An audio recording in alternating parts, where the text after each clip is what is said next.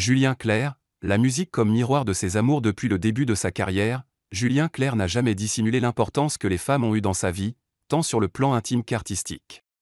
Chaque étape de son parcours sentimental semble avoir nourri ses chansons, où se mêlent pudeur, passion et mélancolie. Loin de se contenter de romances idéalisées, il chante l'amour dans toute sa complexité, s'inspirant souvent de femmes ayant profondément marqué son existence.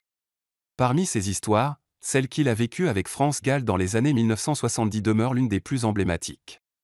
Leur relation naît au moment où Julien Clerc rencontre un succès fulgurant avec ses premiers disques. De son côté, France Gall, révélée dès les années 60 grâce à des titres comme Poupée de cire, Poupée de son, cherche à se détacher de son image de jeune chanteuse yéyé pour évoluer artistiquement. Mais en 1975, leur histoire prend fin. C'est France Gall qui choisit de mettre un terme à la relation, sentant qu'elle vivait trop dans l'ombre de son compagnon.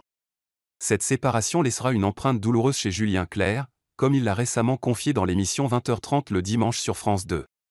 Il évoque notamment la jeunesse du morceau Souffrir par toi n'est pas souffrir, écrit avec Étienne Rodagil. J'avais beaucoup souffert, je lui ai dit, écris-moi une chanson, il faut qu'elle revienne.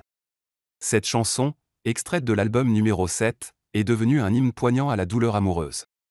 Julien Clerc admet que cette rupture l'a profondément marqué, au point de mettre longtemps à s'en remettre, comme il le relate dans son autobiographie.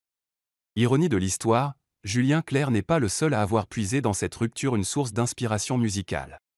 Avant lui, Claude François avait également dédié à France Gall un titre devenu mythique, Comme d'habitude, en 1967. Peu après sa séparation avec Clerc, France Gall trouvera un nouveau souffle auprès de Michel Berger, avec qui elle partagera une relation intense et une collaboration artistique inoubliable.